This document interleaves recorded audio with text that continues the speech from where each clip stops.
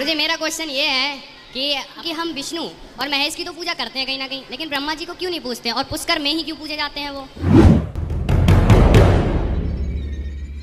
क्योंकि ब्रह्मा जी को श्राप है, शाप लगा है ब्रह्मा जी को, नारद जी ने दिया था। ब्रह्मा को श्राप दिया कि तेरी जग में पूजा नहीं होगी और तेरे जितने भी अनुयायी वंशज होंगे तेरे जैसे लपाड़ लफंडर झूठे होंगे।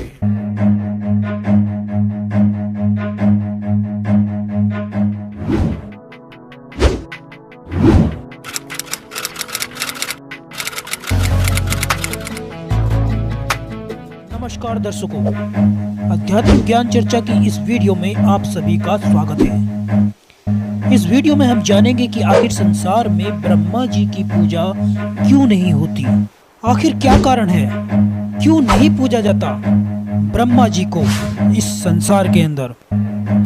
जानेंगे अनिरुद्ध आचार्य जी और संत रामपाल जी महाराज जी के विचार, तो वीडियो को अंत तक जरूर देखिए। गुरुजी मेरा क्वेश्चन ये है कि अपने मतलब स्टार्टिंग में ही ब्रह्मा विष्णु महेश थे। अपने जो ब्रह्मा है वो क्रिएट करते हैं सारा कुछ, और जो अपने विष्णु हैं वो उसको मेंटेन करते हैं कहीं ना कहीं, और जो महेश हैं वो कहीं ना कहीं डिस्ट्रॉय करते हैं एट दी एंड। तो मैं ये पूछना चाहता हूँ कि हम विष्णु और महेश की तो पूजा करते हैं कहीं ना कहीं, लेकिन ब्रह्मा जी को क्यों नहीं पूजते हैं और पुष्कर में ही क्यों पूजे जाते हैं वो? तो दर्शकों, इस श्रद्धालु ने महाराज जी से पूछा कि हम विष्णु जी और शिव जी की पूजा तो करते हैं पर ब्रह्मा जी की पूजा क्यों नहीं करते। चलिए जानते हैं अनिरुद्ध आचार्य जी क्या बताते हैं। क्योंकि ब्रह्मा जी को श्राप है, शाप लगा है ब्रह्मा जी को, नारद जी ने दिया था। इस कल्प में पूजा, ये श्वेत 12 कल्प चल रहा है, इसके पहले कल्प में पूजा होती थी ब्रह्मा जी की, आगामी कल्प में भी होगी, परंतु इस कल्प में नहीं होती। इसलिए केवल इस कल्प में उनको शाप है, इसलिए नहीं होती। ब्रह्मा जी को नारद जी के श्राप की भी बात मिलती है, सनकादि ने भी श्राप दिया है। तो दर्शकों सुना आपने, महाराज जी कह रहे हैं कि नारद जी के श्राप के कारण ब्रह्मा जी की पूजा संसार में नहीं होती है। तो चलिए अब जानते हैं संत रामपाल जी महाराज जी के विचार।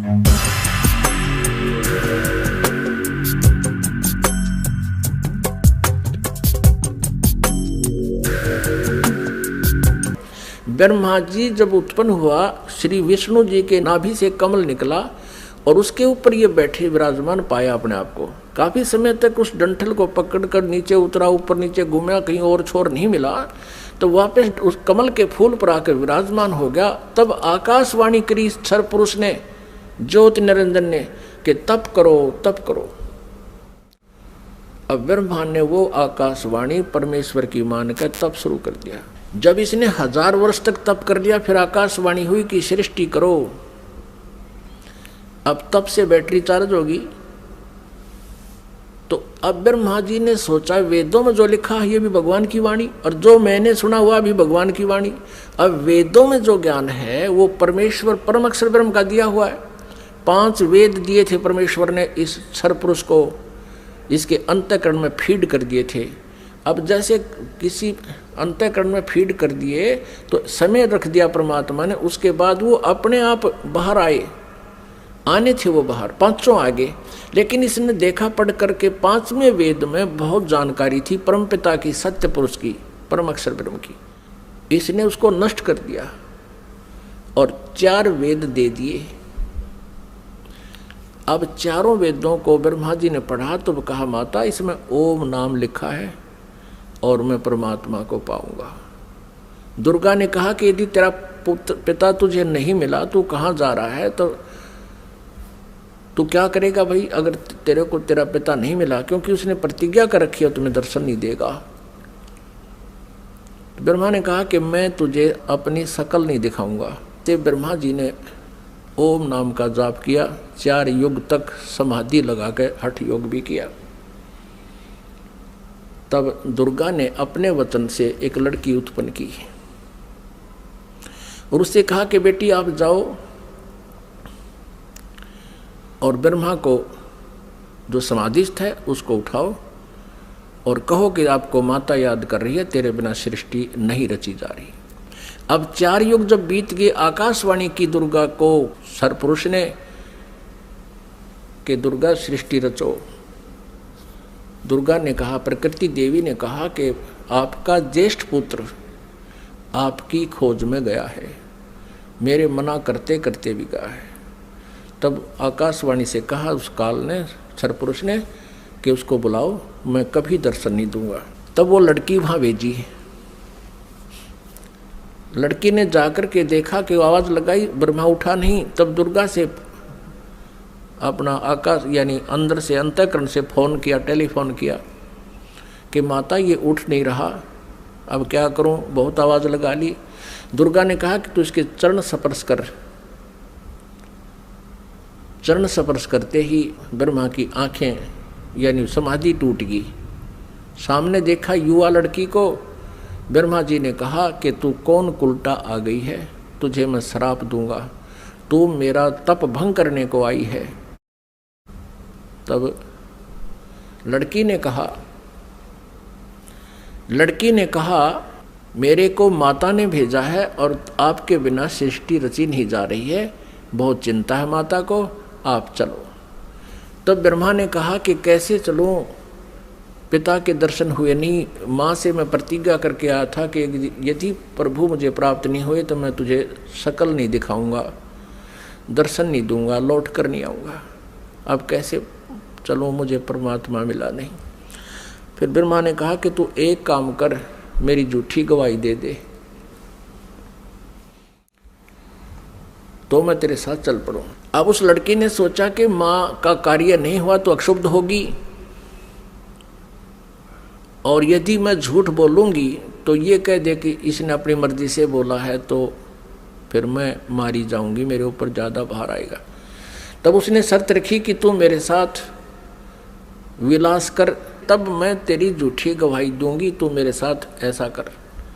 ब्रह्मा ने सोचा कि परमात्मा के दर्शन हुए नहीं, वैसे मैं घर जा नहीं सकता। उसने उस लड़की की बात को स्वीकार किया। फिर लड़की ने अपने वचन से एक और लड़की उत्पन्न की और कहा कि 1 से 2 गवाह ज़्यादा अच्छे होते हैं। उस लड़की से कहा दूसरे नंबर की से कि तू भी गवाही देना कि ब्रह्मा जी को पिता के दर्शन हो गए और हमारे सामने हो गए। उसने भी यही शर्त रखी, इसी उद्देश्य से, कहीं मैं झूठी ना सिद्ध कर दे मुझे ये और ये आप बच जावें। उस लड़की ने भी वही शर्त रखी ब्रह्मा ने वो स्वीकार किया। अब तीनों के तीनों माँ के पास आ गए, दुर्गा के पास। अब दुर्गा ने पूछा, प्रकृति देवी ने पूछा ब्रह्मा से, क्या आपको अपने पिता के दर्शन हो गए?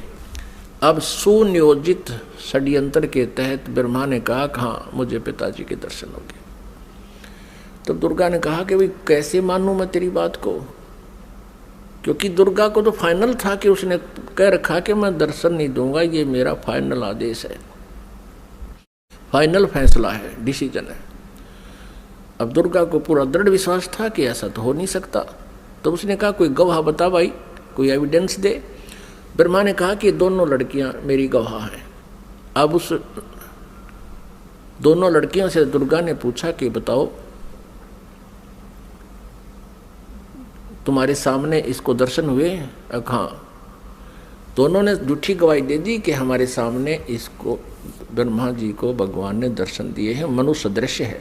क्योंकि वेदों में लिखा है, यजुर्वेद अध्याय नंबर 5 के श्लोक नंबर 1 में और 5 के मंत्र नंबर 8 में। तो 8 में तो 3 बार लिखा भगवान के विषय में, और यजुर्वेद अध्याय नंबर 5 के श्लोक नंबर 1 मंत्र में 2 बार लिखा, अग्ने तनुरसी विष्णुवे तवा सोमस्य तनुरसी। परमात्मा सहशरीर है, उस परमेश्वर का सबके धारण पोषण करने के लिए उस अमर पुरुष का शरीर है।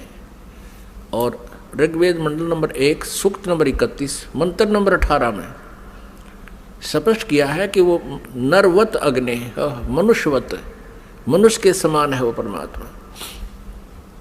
तो ब्रह्मा को वेदों से तो पता था कि भगवान मनुष्य जैसा है, उधर से उनको समझा दिया, तुम न्यों बता दियो भगवान मनुष्य जैसा है।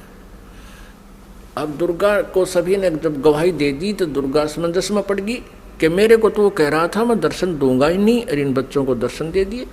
अब दुर्गा अपने मन में दुखी होकर दूर जा बैठी और कहने लगी कि आप तो बहुत झूठे हो।